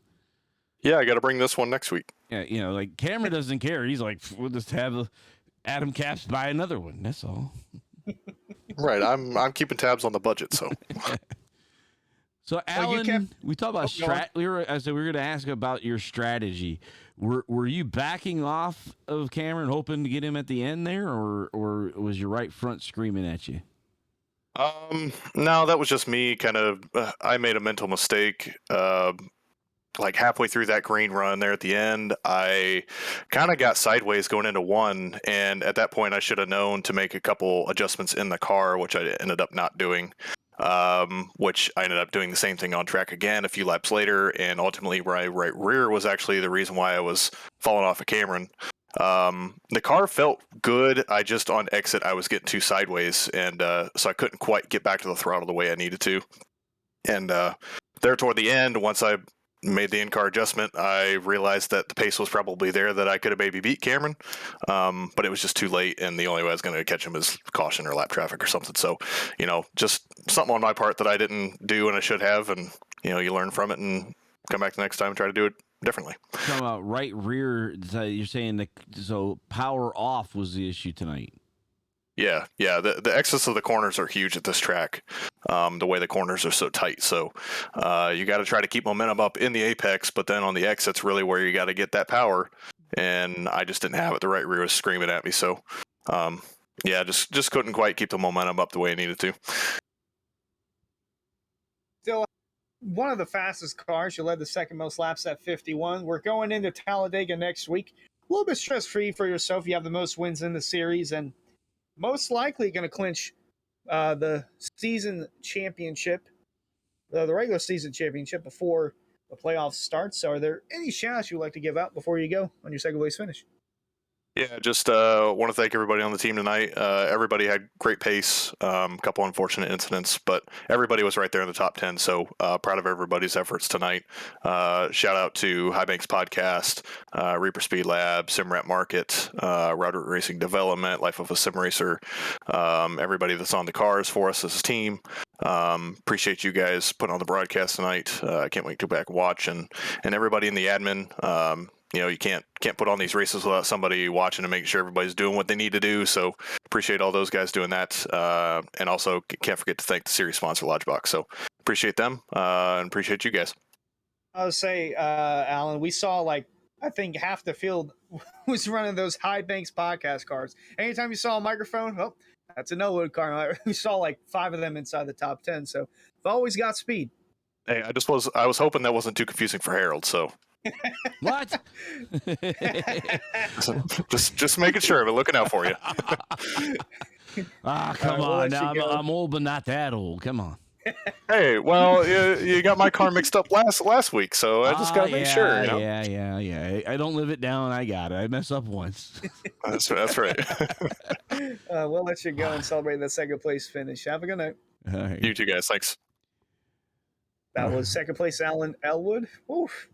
I'm not gonna lie, you got me a little confused too with the paint skins. I'm like, which one is which? It happens, and it's funny because like you said, we're looking at cars sometimes from a perspective that's like we can only make out the main car colors and trying to make decisions on who we're seeing, and I think for the most part we do pretty good. So let's talk to Mr. Rick's Hot Sauce. Yep, here we go. We got him. This was last week's winner at Coda, and now once again on the podium, sitting in the third spot, is Hunter and Harold in the booth, Mr. James Skyley. Do you have a copy? Yeah, I got you guys.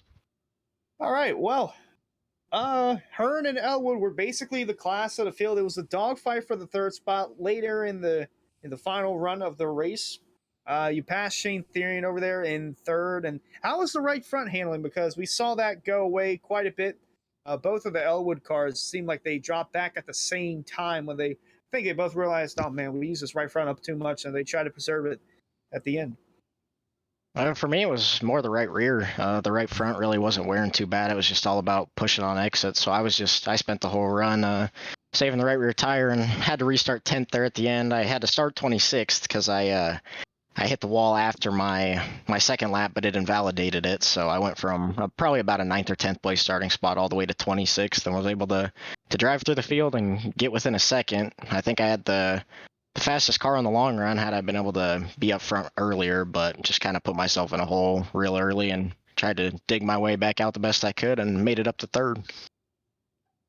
Harold, any questions for James? Well, you said, James, we were talking to Alan Elwood, and he was saying the same thing, that it was pretty much the exit. So your right rear tires, because I guess power down. Were you guys having to wait on that corner exit, or was it basically just what type of line, if you're making it straight, or with the late apex, or just kind of making sure you hit that line just right every time you came off of four? It was kind of a little bit of both. You wanted to kind of arc out the entry a little bit and then try and keep it kind of low on exit and just kind of roll onto the throttle. I was early in the run. I was waiting until the car was pretty much straight to get full throttle just to try and save the right rear the best I could. And then towards the end there, once I got to third, I started trying to push a little harder, and that's when I started getting loose and couldn't get around Elwood. So it was just kind of all about the line and just being easy on the throttle to make sure that you didn't break loose. Well, you did a good job. You got up to third, almost had second there at the very end. You and Elwood were slowly creeping in on Hearn right at the very end, but ultimately it was a little too late. But nonetheless, third place still a solid run. Are there any shout-outs you would like to give out before you go? Yeah, big thanks to Bo Weishart Esports, of course, and Rick's Hot Sauce. Code Skyoli, $7 off at rickshotsauce.com. So thanks to those guys, and thanks to you guys in the booth and all the admin team and Jacob for putting this on. All right, well, we'll let you go and get a little focus for Talladega. It's going to be a little less stress for you. You got that win last week at Coda and continuing this strong momentum, and hopefully we'll see this carry in the playoffs. Yeah, thanks, guys. All right, that was James Skyoli, and we'll get the rest of your finishing results right here. We just listened in with our podium finishing drivers, Cameron Hearn, Alan Elwood, and James Skyoli. Shane Therian, P4, and rounding out the top five was Bryce Senesac, holding off Danny Wearson in P6. Boy, it seemed like those two were together since the drop of the green flag. Like they couldn't get off each other. Dom DeLeo, winner Monday night, P7 in tonight's Lodgebox Series race. Chris Seinfein, P8. Jordan Martin sits ninth, and Rick Christensen bringing home a top 10. Greg Mitchell, Jose Ruiz, Garrett Grant, Robert Kinney, and Rick Harden are top 15. Then back 16th was Carter Coop, Adam Capps, Forrest Smith, Richard Thomas, and Dustin Carroll rolled out 20. Then we'll get 21st with Andrew Santo, who arguably had the save of the night. Joe Hazard, 22nd. Matthew Rodriguez, 23rd. That was a car at the very end that was smoking down the backstretch. He was going to rally for top 15, maybe a top 10 finish, but had that incident at the very end, bringing home 23rd. 24th is Travis Beckner. 25th, Ryan Swan, Josh Franks 26th, AJ Roderick 27th, David Weisar 28th, Colin Fambro 29th, and then 30th is Joey Chapman. Jacob Hudson and Ed Morris Sr. round out the 32 cars tonight. All right. Well, Harold, any final thoughts before we go a little further south and into Talladega for the final race of the regular season for all three series? It's just slightly south, really. I mean, not too far. I remember having to drive this. I used to live in Fort Rucker, Alabama, also known as L.A., Lower Alabama, over by the Gulf of Mexico, the southeastern part of Alabama. Drove all the way up 65 into this area, and then, well, past Talladega area and up to through Nashville on the way to Chicago, where my folks are from. So kind of almost like you said, straight about 4 hours or so. And but Talladega, the mega track, the 266 track, the big boy, and the home of the big one coming up next. Oh, absolutely. The length of that track, like you mentioned, literally double this of Nashville. 1.33 for Nashville, and then boom, double it. 2.66 for Talladega, and the start-finish line isn't in the tri-oval. It's exiting the tri-oval closer towards turn one, so that'll be interesting to see. And as mentioned, that is the regular season finale for all three series, beginning with the Elite Entertainment Cup Series, powered by Butt Kicker. You can watch Monday night at 8:40 Eastern on the Area iRacing Twitch channel. And then the next night, the CNC Log and Truck Series will do the same battle, also at 8:40 Eastern. And then a week from tonight, the Lodgebox Series will take on Talladega for their regular season finale as well, 8:40 Eastern on the Area iRacing Twitch channel. And folks, be on the lookout for tomorrow's episode of the Area Happy Hour podcast, where we interview our guest who ran both in the Cup race at Nashville and ran in tonight's race at Nashville. From everyone up here to make this possible, Harold Darner, executive producer, I'm Hunter Sleppy saying so long. We'll see you later. What an exciting race brought to you by Wendigo Studios. Here they come out of turn 4 to the white flag, and it's 1 to go. Thank you to all our sponsors, drivers, and viewers. We'll see you at the next turn.